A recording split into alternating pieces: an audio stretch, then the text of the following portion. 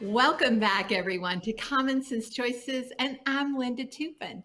Well, hey, you may have just accidentally stumbled in here, or this may be your very first time. We welcome you. Please be sure and comment because I want to get to know you. Most of you have been with me since December of last year. Can you believe it's been that long? In fact, today is episode number 27. And I thank you. It is because of people like you that our podcast is so successful. And so thank you so very, very much. You all may be watching on YouTube, you may be listening on YouTube or Spotify. Be sure if you're driving that your eyes are straight ahead, hands at 9 and 2, and just enjoy the conversation. And you guys, God has gifted you 168 hours this week. So I want you just to visualize that you opened your front door on Monday morning. There's a big box, and inside was 168 hours of time. And every hour of this week, you take an hour out and you spend it like it's money. And at the end of the week, whatever you ended up with this week is how you spent that time. God calls that free will. And inside those 168 hours is 10,080 minutes. And they tell us that when we go to bed tonight, we will have made 35,000 choices today. No wonder you're tired. Anyway, you chose to click play. You chose to continue listening. You chose to comment. You chose to share. And all of those may seem insignificant in the big picture, but they do accumulate. And it's those little bitty choices that we make that accumulate over time that develops our habits, whether they be good or bad. Well, our podcast is based on the mantra that you see behind me on the left-hand side there on a 7-foot piece of art. So say it with me. Most of you are very familiar with it. It says, I am where I am by the choices I have made, or I have allowed others to make for me. So take a deep cleansing breath because I kind of just slapped you. I am where I am by the choices I've made, or I've allowed others to make for me. That's a message of personal responsibility. And so this morning, if you woke up and you were not excited about your life, don't look at your spouse and don't blame them. You married them. Don't blame your children. Children aren't born to fulfill their parents' needs. Ouch, that was a little strong and a little direct, but some of you needed to hear it. Can you imagine being a child born into a family that your responsibility in your life was to fulfill something your parents wanted? That's not fair, is it? And certainly if you woke up this morning and you weren't excited about your life, don't blame your boss. You choose to go there every single day. And especially in the year 2022, you can have a million different jobs. And so when we take personal responsibility and we look in the mirror and we say, hey, I love the way my life is going, great, continue making those choices. If you're not excited and you're not fulfilled, then make some different ones. And it is because of this podcast that we are delivering the message of personal responsibility. And it is always my prayer in this podcast that something I say will lift you, edify you, challenge you, and that I am putting a lot of people in your path that have made my life fulfilling. And I'm giving those people to you because you will eventually become like the 5 people that you listen to, the 5 people in your head. So be careful of who you allow in your head. And thank you for trusting me to be one of those 5 people this hour. Well, if you are receiving our podcast, that means that you've signed up at LindaToupin.com.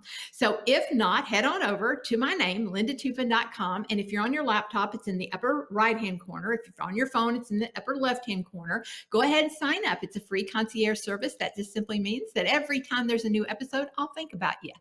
I don't know about you, but I kind of like it when people think about me. Anyway, and I'll deliver it right to your inbox. If not, we're on Apple, we're on Spotify, we're on YouTube, LindaToupin Common Sense Choices, and also my Facebook page, LindaToupin Common Sense Choices. Well, excuse me.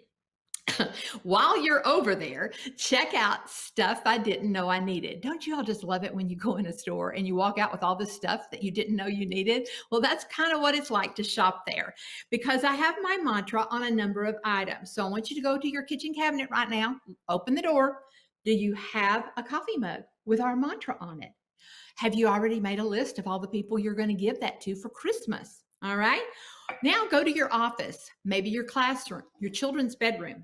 check out our 8x8 canvas print you can put this on one of those little stands you get at Hobby Lobby or Target, or you can hang it on the wall just to remind you to make better choices. So anyway, check it all out, you guys. Well, last week you met Katie Fennell from Bluegrass Elder Care. Katie helped my parents and my brothers and I. She sat down with us, gave us homework. We did a lot of stuff to prepare for end of life planning. And as she explained last week in the podcast, if you didn't see it, mark it down, go back and find episode number 26. You will want to watch it. She says it's not just end of life planning. As soon as you turn 18, you need a power of attorney because something tragic could happen to you, and you need to designate who's going to actually make those decisions. Otherwise, you're going to end up with a judge making those decisions, and I don't think you probably want that. Anyway, she was a wealth of information, and she gave you a website last week, and we'll put it up on the screen, that you can find an elder care lawyer in your area that's highly credentialed. Because as she said, there's a lot of people that can help you with wills and trusts, but not everybody can help you with every part of it, because there's Medicare and Medicaid, and there's all kinds of other components to this that you probably are not thinking about. So anyway, check it all out. Well, this week we have two very special guest speakers that I want to introduce you to. This is probably one of the hardest episodes that we have filmed so far in this past year, because they both deal with very serious issues. And I want to personally appreciate both of these women for agreeing to come on here and talk about these very difficult topics. I know you will value what they have to say. And they both have said, if this helps even one person, to plan better or to avoid some things, then it is worth it. And so I can't wait for you to meet my friends. First of all, would you please welcome from Mount Washington, Kentucky, my friend Jennifer Mullins, and from Nicholasville, Kentucky, my friend Rachael Bullock. Good morning, girls. Hello. Well, Jennifer, how's things over in Mount Washington this morning? My kind of weather. You don't like heat, do you? No. Me either, Jennifer. I love fall. Give me the cool, crisp day. Beautiful. Yes. Same thing. Well, Nicholasville, for those of you who don't know, is about, 30 minutes west of where I am. It's just barely west of Lexington, and Mount Washington's about 40 minutes kind of north. Well, I guess it's more northwest, near Louisville, Kentucky. Right, Jennifer? Exactly. I'm like 5 minutes from the Louisville Metro line. Aha. All right. Might not want to cross that line. They'll tax you more if you do, I'm sure. I've got all these crazy songs on my mind because I'm planning my 50th class reunion. It is this Saturday, and I was in charge of the playlist. And it was so funny. I was in a restaurant yesterday, and there's this kid in there, 20-some years old, singing this song. I can't even remember what it was right now. That was on my playlist. And I looked at him and I said, "How do you even know that song?" And he said, "My dad was born in the 50s and he went to school in the 70s. And I went, "Oh, okay." Anyway, that has nothing to do with our topics today. Our topics today are quite serious, and I just so appreciate, my heart is just so full that both of you have agreed to come on here to tell your story and to help hopefully thousands of people that will eventually view this. So Jennifer, I remember 4 years ago when you got a phone call that changed your life, one that you weren't expecting. And so let's just start with you. Would you tell us your story? Well, June of 2018, I can remember the day very well. It was June 15th, and you all know, if you're Mary Kay, what June 15th is. So I had stopped long enough to eat dinner and was racing to get that last minute order in, and we get these weird phone calls on our TV. The ID pops up, and we didn't answer it. Of course, you usually don't answer. Well, and then I logged on my Facebook, and I had this missed video request from a guy that I didn't know. So I thought, wow, I began to have that really funny feeling. And so I looked the guy up, Facebook stalked him, and he was a detective for Louisville Metro. And so my husband called the number back, and we found out that my dad had been murdered 24 hours before. And because he didn't have any distinct markings or anything like that, and the guy had taken his ID and everything off of him, it took that long. There's a whole nother process to find out who he was. So I immediately jumped up and went to my dad's house without my husband's approval. And I said, I'm just going to see if he's there. I'm not going to go in. And my husband actually went to ID the body. They don't do any of that weird stuff that they show you on TV. So just for your comfort. And he wasn't there. He didn't answer. And so I knew that he didn't plan to not come home, because there were some things that I know about him. He didn't turn a light on. He had his air conditioner running. Once we finally went in, there was dishwater, there was clothes in the dryer, washer, all that stuff. And so we were smacked with a lot of questions immediately of, what happened. And then I am very fact driven. So I immediately start gathering the things that anybody might want to take: a laptop, his file box, his checkbook, all that, bringing that home with me, and got turned into a private investigator because my mind just started working overtime. Well, on top of the what happened, who done it, how can I get a hold of his bank because of his missing wallet and any credit cards. I had none of that information. I knew where he banked. And so I went there the next morning, first thing, and luckily I knew the guy, so he shut the bank card off. And they weren't able to access that, but they didn't even try. So in the long run, but I started having to dig through a file box and figuring things out. Was there a will? Was there anything that I could be led to know what I was supposed to do next? And there was nothing. There was no will. We dug through papers after papers after papers. And my dad, we thought, always had everything together. But you never think that you're going to die, even though that we actually know our entire life that we will die someday. And so we were shocked by that. We were really shocked that there was no will or nothing laid out, no pre-planning for a funeral, nothing.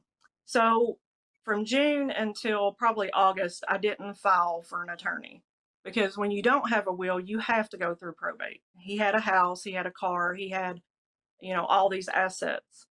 And so once I filed, then it took me 2 more months to get a court date. And so I didn't get administratives of his estate from June until October. At that point, I could start working on his estate. But they have say-so over everything, okay? He did list us on a couple of assets. I have 2 other brothers. And so right there's point number 1. If you have any assets, try to leave them to some type of beneficiary, because the one thing that we could do with our name on it, outside of one bank thing that he had, a health savings account, without a death certificate, I couldn't access that. But just the confusion of having to dig through past tax papers to see what he had filed on taxes to know where to go find these accounts, a retirement account, a health savings account. The house was not listed to anybody, so that had to go through the court. They had to approve everything about that, from the sale to the price, everything. It was horrendous. There's just no other way that I can say anything about that.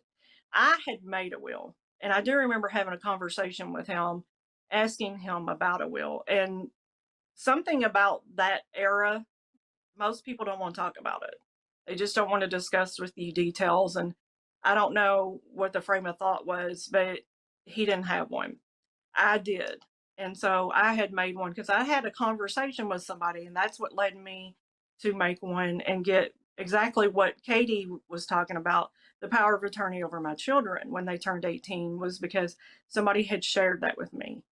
That's my hopes with this, is to share with somebody the horrendous things. So from June to January is how long it took me to get the house listed to sell. From January, I think it finally sold in February. I can't find that piece of paper right off the bat. We lost thousands of dollars on that because they, of course, started foreclosure fees and all these other fees, and they wouldn't take them off. I was the honest person from the beginning, called them, let them know what had happened. But you can't pay that. You can't pay that out of a state account. There's all kinds of rules, and you all can talk to an attorney about that. If you pay it once, you're expected to pay it every time.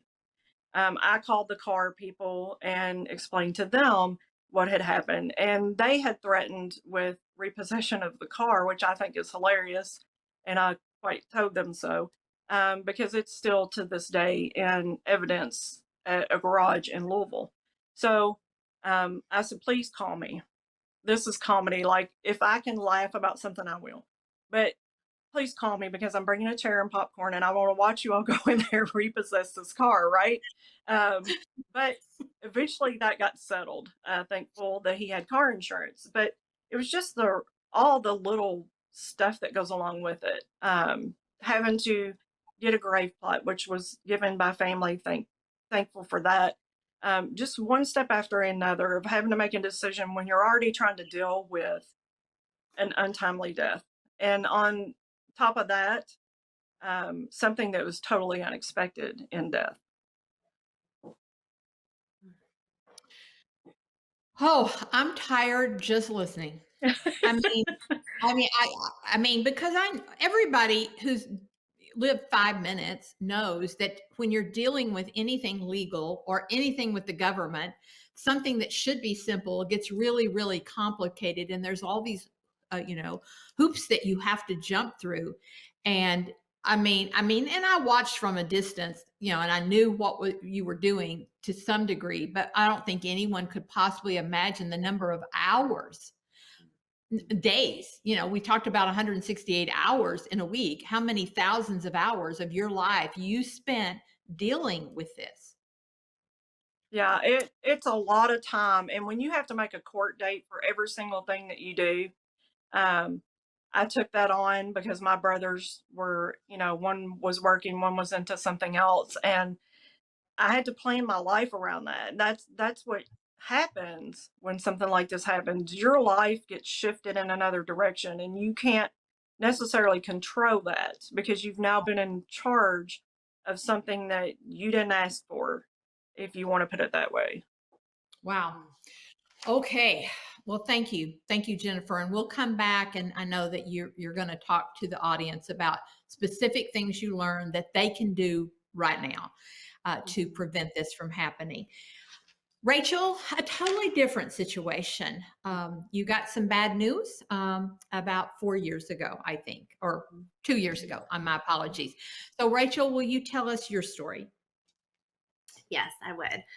And I know Jennifer and I both would agree that, we are sharing our stories because we wanted to help someone else. And we're willing to go through the pain of that to be able to help hopefully prevent less pain for other people in the future. Our lives changed. It really began Thanksgiving 2019. I have a very close-knit family. I'm the oldest of 5 kids. We have amazing parents, and we were gathered for Thanksgiving, as we typically do.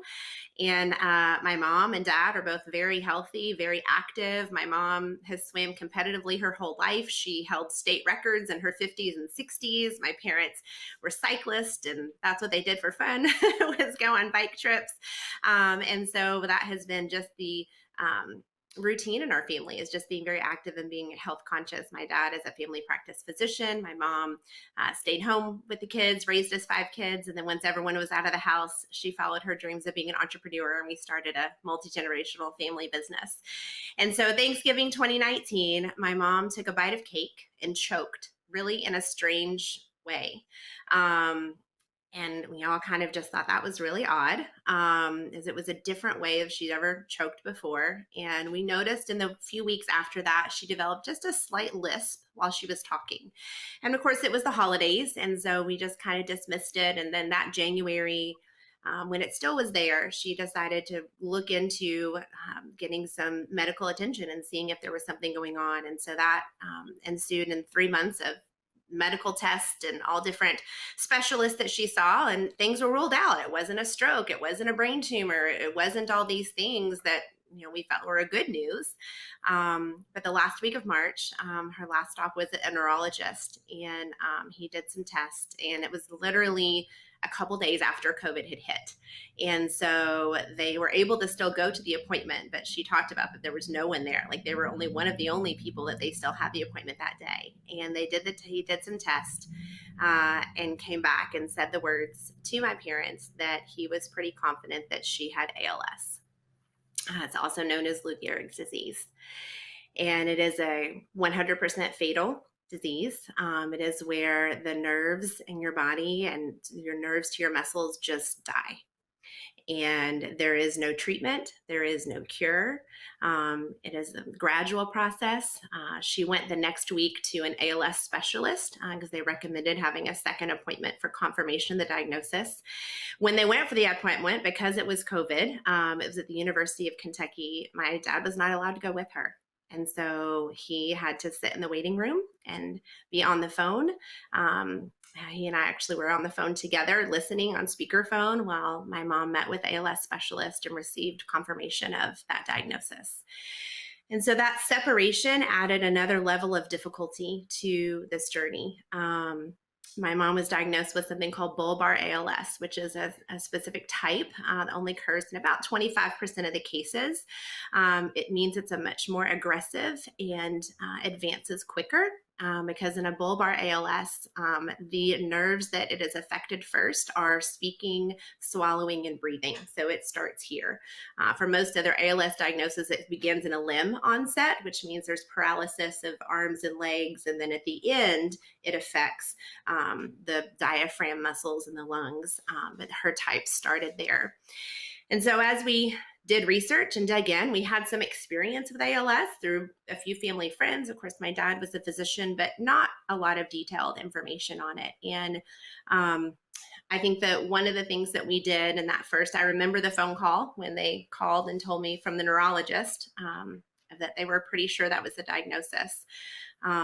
It was hard. I mean, just like you never forget that day when everything changes in your life.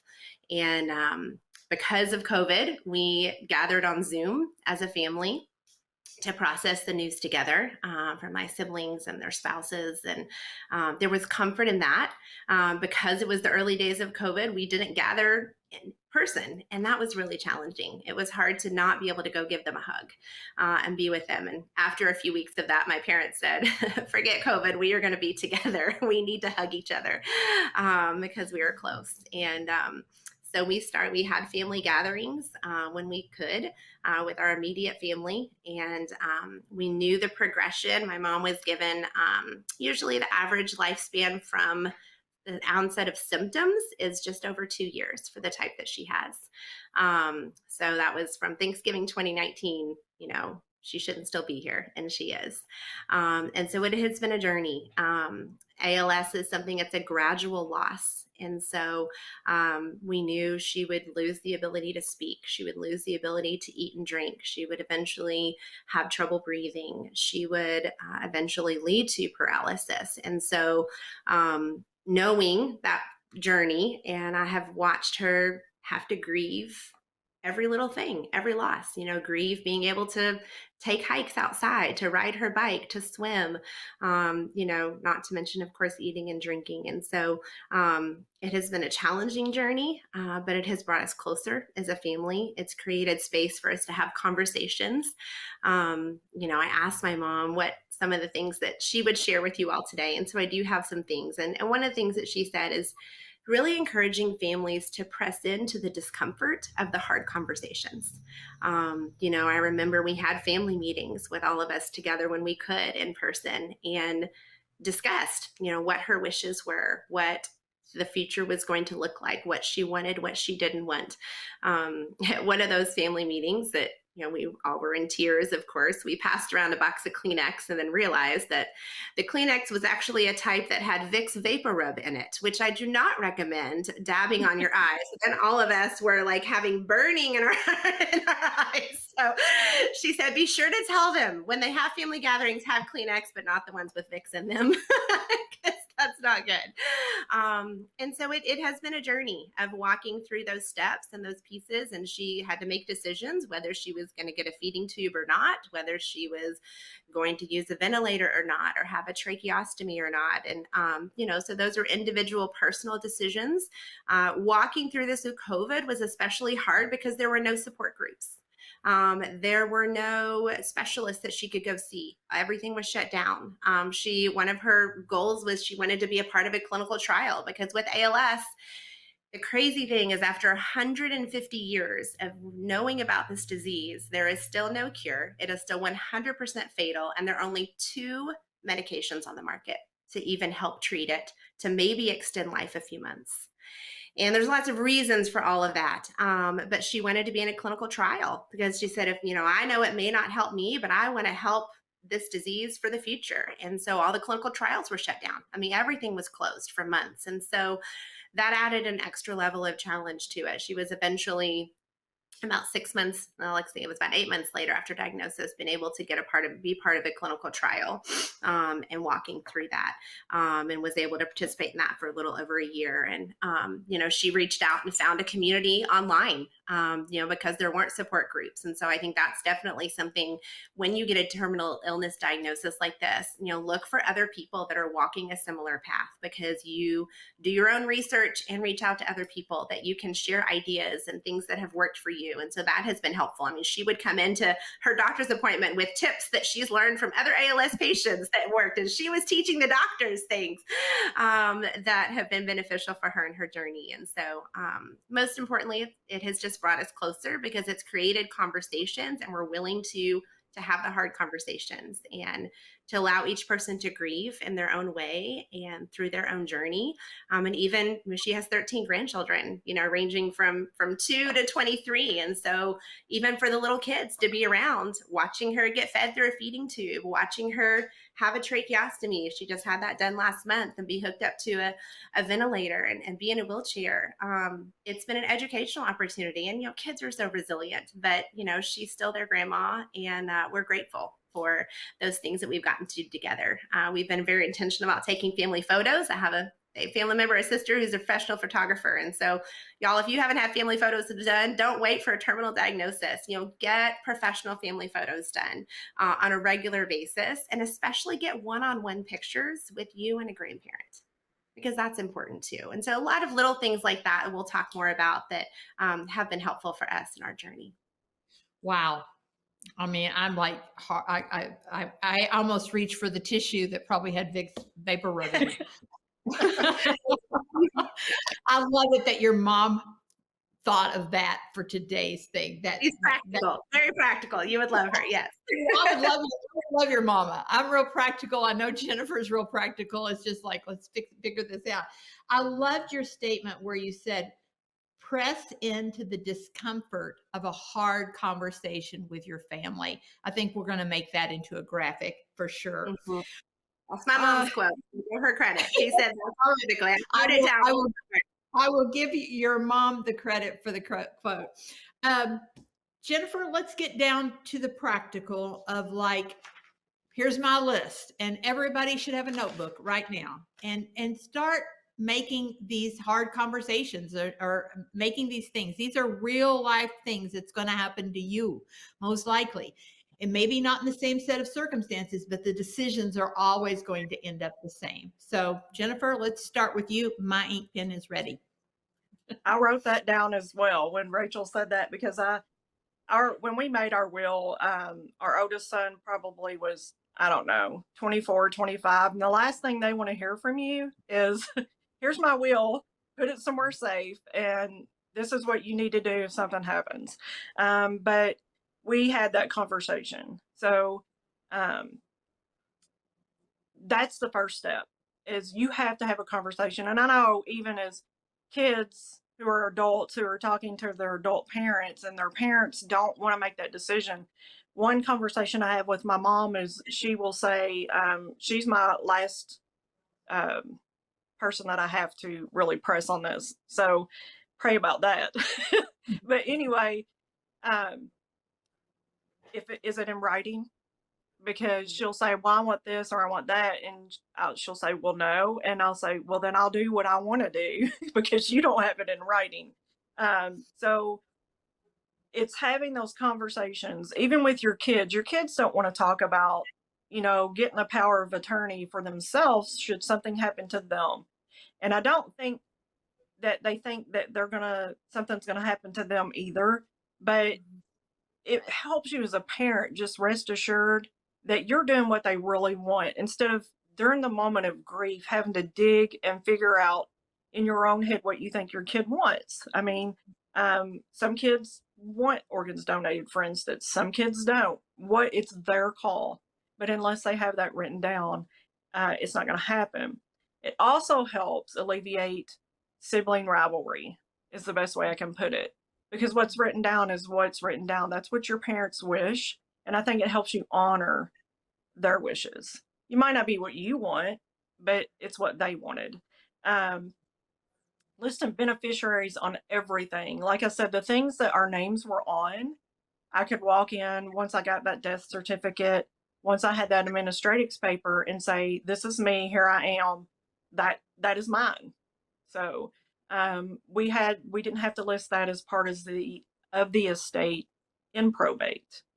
There's a big difference there. We immediately got that part.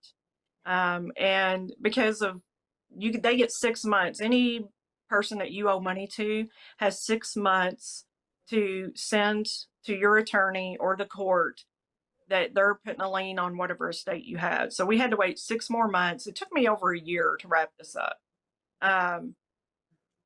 And then you have to fight all that out. There's all kinds of rules you can find out in your state or your area, what the rules are. But there's a minimum that you can still get even out of that. I got some notes here. Get an attorney immediately. If you've not had that conversation and you don't know where the will's at, just get an attorney and immediately get started in it. Don't put it off, because that's one thing that I would have changed. I would have went immediately and gotten an attorney and got the ball rolling on that, and saved thousands of dollars that way, literally thousands of dollars. We, luckily I had brothers that willingly worked with me, but when you're trying to grieve and you're trying to process that alone, not even the court process that's going on with what has happened, when you have family that understand, it makes a huge difference. So one thing that I learned about this that's kind of off key is compassion. I learned to be compassionate, or more compassionate, to people because you don't know their circumstance. I had people that, like I said, when I called the lien holder for the car, they were ugly. They didn't know me from Adam, and I can't handle that. So being very compassionate to people in their process of grief, because I actually probably didn't even start grieving the most part until after the estate was settled, because it was cleaning out the house. Like, we had all of that to do. And then, let me see, my last note. Once you get the ball rolling on those things, just continually stay at it. Don't give up and fight, because I had to do some fighting, not like literal fighting, but you know what I mean, through the court process and through the selling of the house, because we were set to be approved to sell. I'll give you an instance.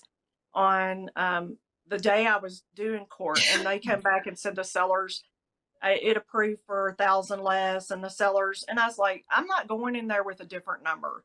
So the sellers willingly ate that $1,000, because it got to the closing, for instance, for the house. Here's another instance, and it was 50 something dollars difference than what they had put on the court documents. And I said, I'm not going back to court with a different number than what's on this sheet of paper.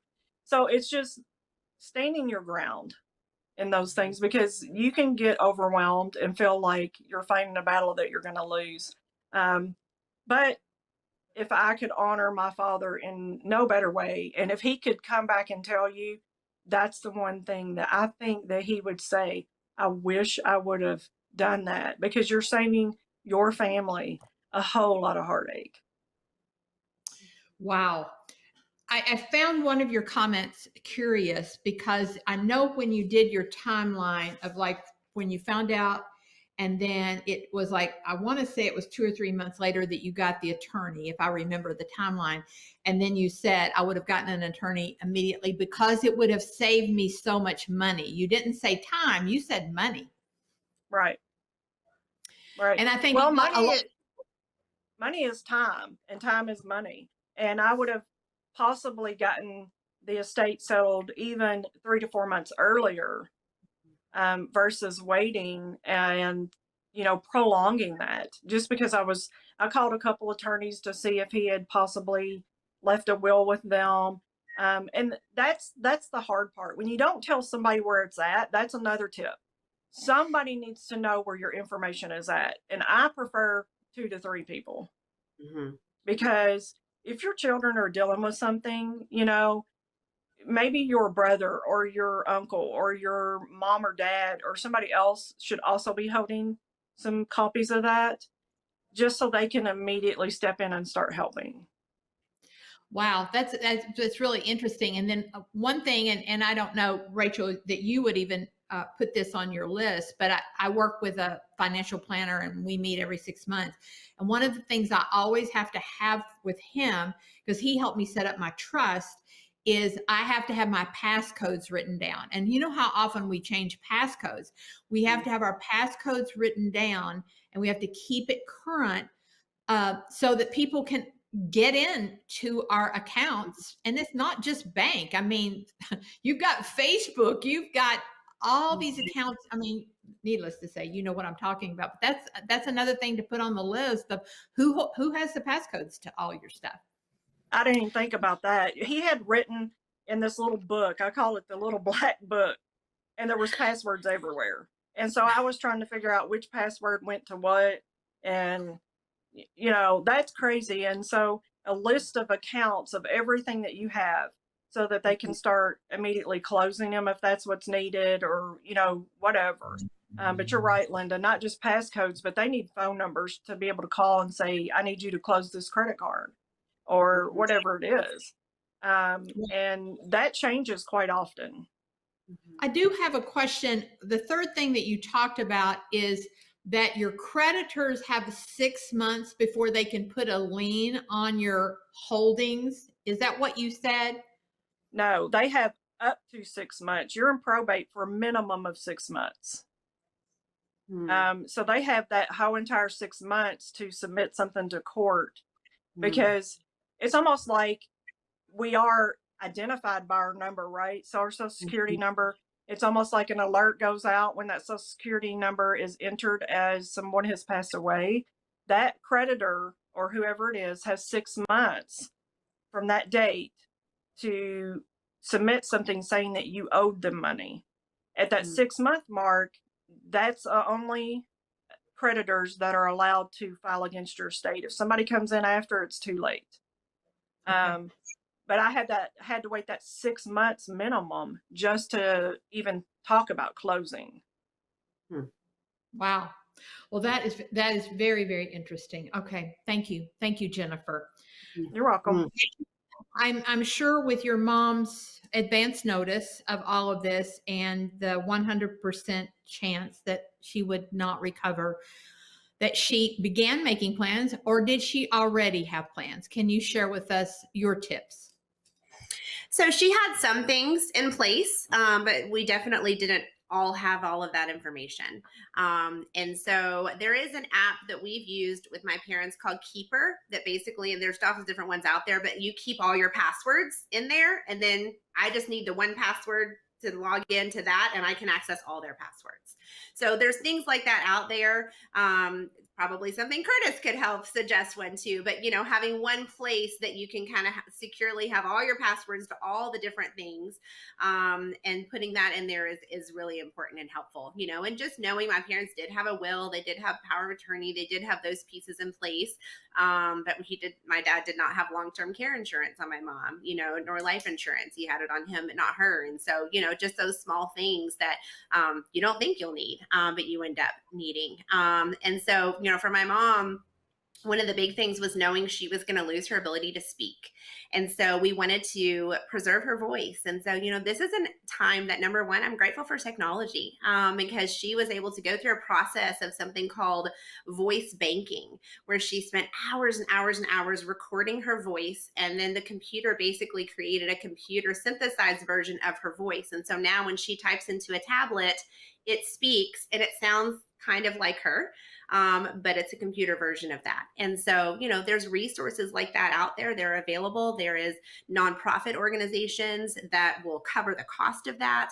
And so those were things that were intentional. We did, like every grandma, they have favorite recipes. My mom is famous for her rolls that she always made. And so in those first few weeks, we did a Zoom with all the kids and grandkids while she walked us through making her rolls. And so they did it in their different homes. And then I took notes and wrote down, because of course, here's the recipe, but here's what she really does.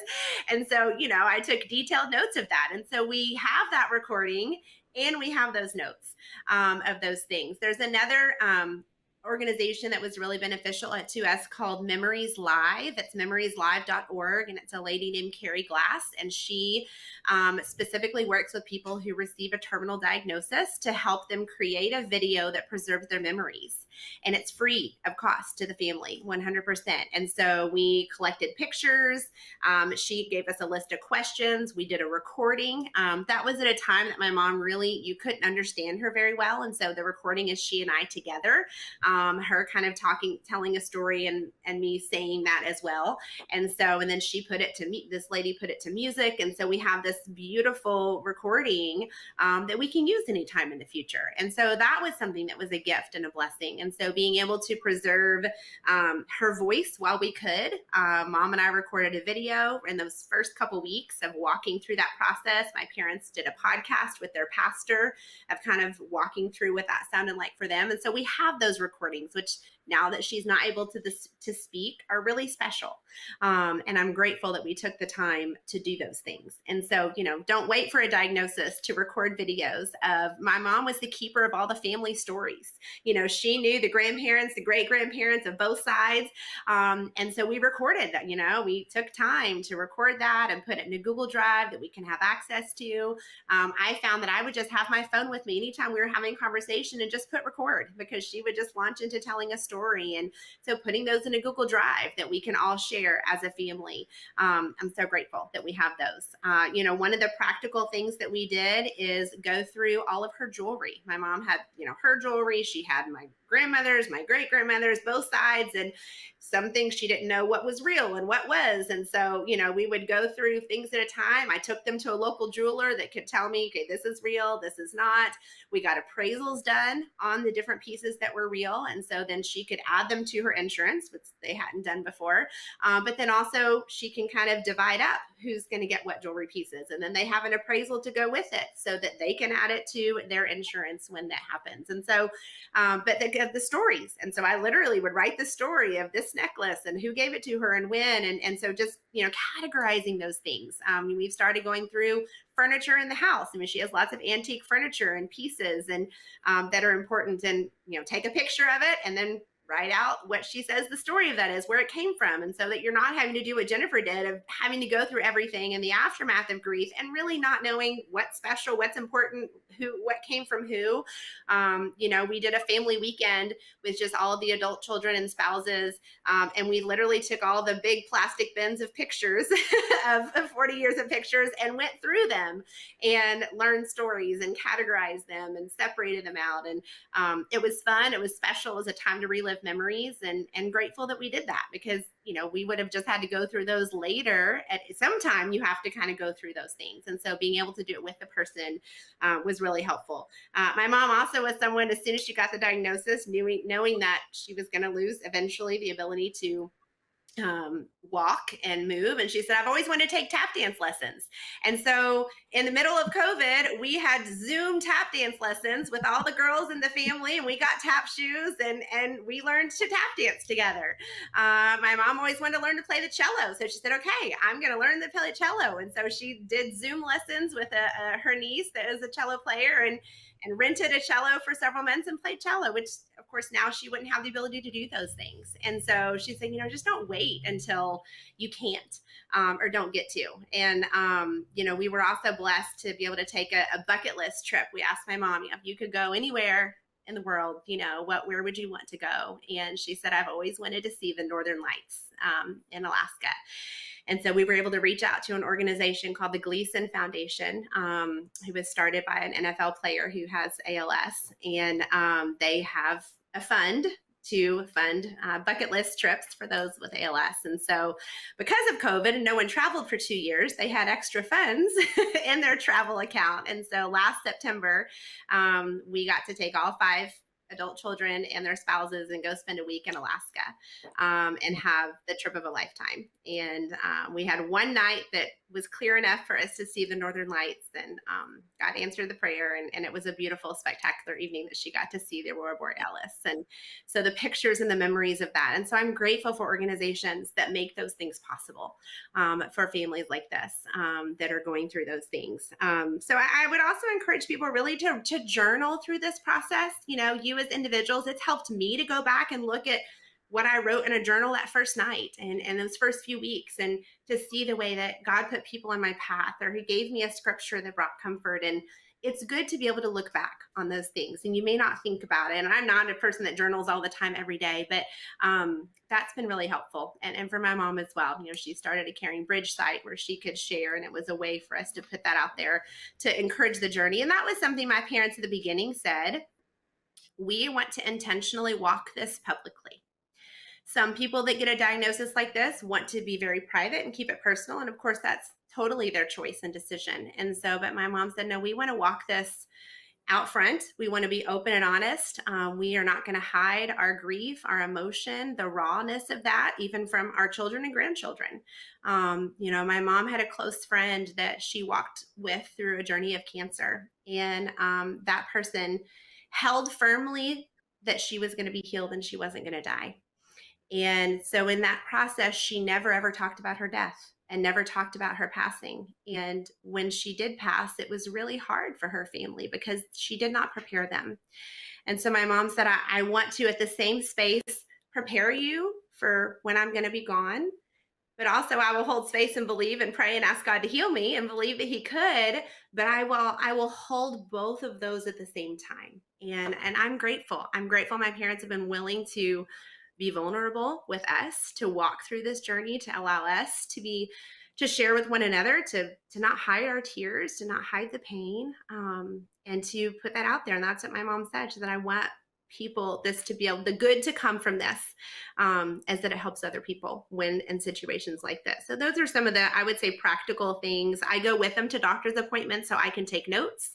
And then we have a chat with just my siblings and I, so I can then relay all the information to them. So my parents don't have to repeat it 5 different times what happened at the doctor's appointment or what the plan was. And so, we have a WhatsApp group with our whole family together. We share ideas and videos and pictures, and that's been really fun. And then I have one with just our siblings that we can talk about, here's a situation and we need to, help mom and dad make a decision on this, or this is an area that I think is a need that we could meet. And so communication, you taught us, Linda, the healthiness of the relationships, that communication. And so that communication, I think, has been really important. And I'm grateful for that. And so just, do those things, take videos, take pictures, and just know what their wishes are. My mom has been very open about, this is what I want my service to look like. And she has a folder on her phone of pictures that she wants displayed at her service. And she has a playlist of songs that she wants played. And so she's very practical in that sense of we know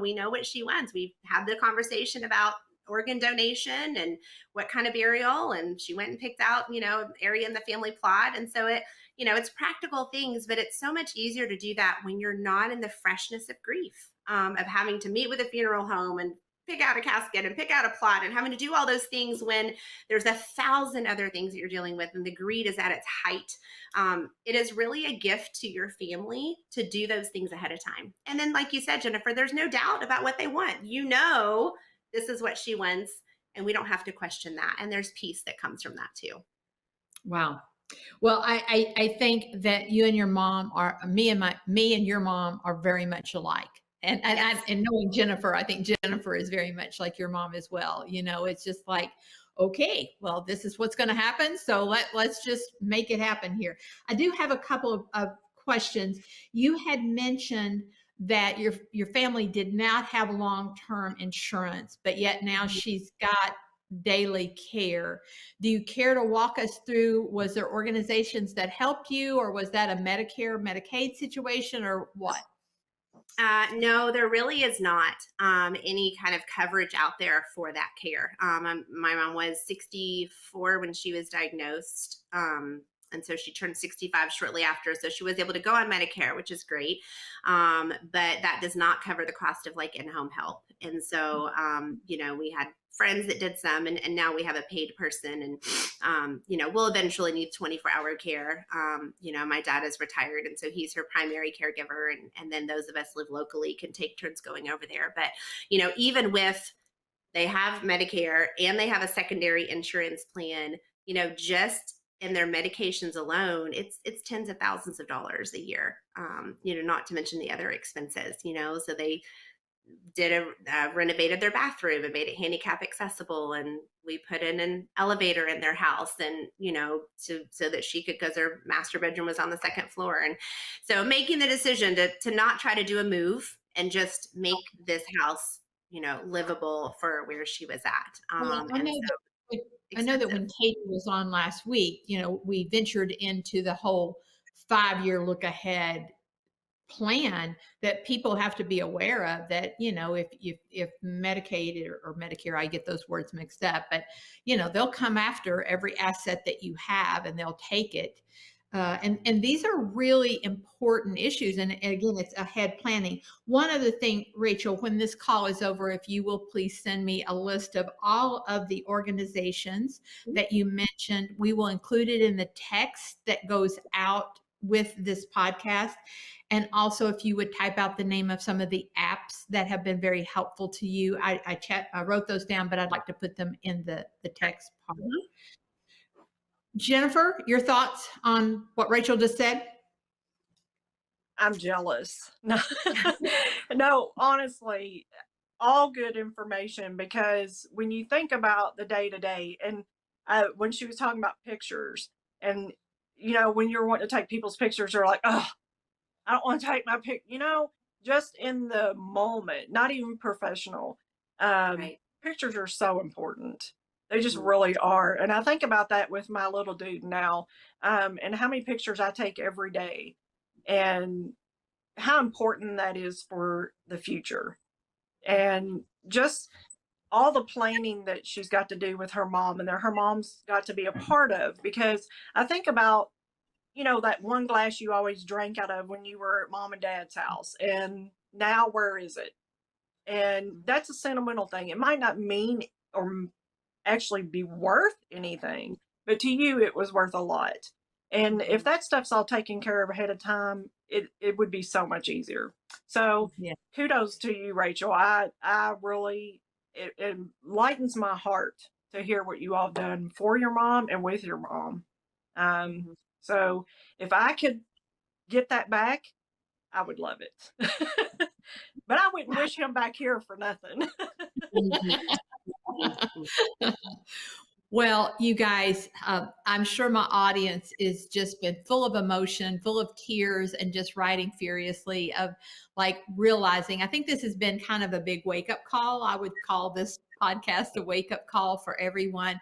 It is going to happen. So, to deny it just makes everybody else's life so much harder. And I mentioned when Katie was on my call last week that there are literally, I would love to know what the percentage is. I would think it's very, very high, of people who have children and have not made the decision of who would actually get the children should both of you be killed at the same time, or you both die very close together. And you talk about a nightmare. It's one thing when you're grown up, but when you're a small child and the court decides who gets your children. I wouldn't want the court to decide anything in my life. I don't know about you all, but I have a sign that's 7 foot tall that talks about, I want to be in charge of my own choices. but thank you. Thank you both Mhm. so very, very much. And I know my audience greatly appreciates both of you today. And I have no doubt that you all have made a huge difference in people's life. And you're both bright, shiny lights for people. And the love of Jesus comes through both of you. And I know you're both believers, and it definitely shows in your willingness to come in here today in front of thousands of strangers and tell your story in hopes that it would help them. Linda, my mom's mantra has been what she learned from my great grandmother, who said, I can dwell on what I've lost, or I can choose to be grateful for what I have. And that's what she's done. And as we've had many conversations, as hard as it is, I'm glad we've had time, Jennifer. We all know people who have had sudden deaths, and I can't imagine. We've all walked through that with loved ones. And so I'm grateful that we've gotten to and want others to be able to have those conversations and be grateful for those opportunities too. Well, I think too, when it changes your perspective from day one, my perspective from day one was totally different than a lot of people around me. There was a lot of things to be thankful for in the moment. And that's where my mind went. Mm-hmm. And a lot of other people were the opposite direction. So I got a lot of weird looks, but that's okay. I don't care. But it's just being grateful in the moment. Absolutely. All right. Well, thank you all very much for joining us here on Common Sense Choices. I hope you have enjoyed our episodes in the month of October on crisis planning and end of life planning. And again, feel free to share this podcast with everyone that you know. Well, we'll look forward to our November episodes, and I'll see you then. Thank you so much for joining us.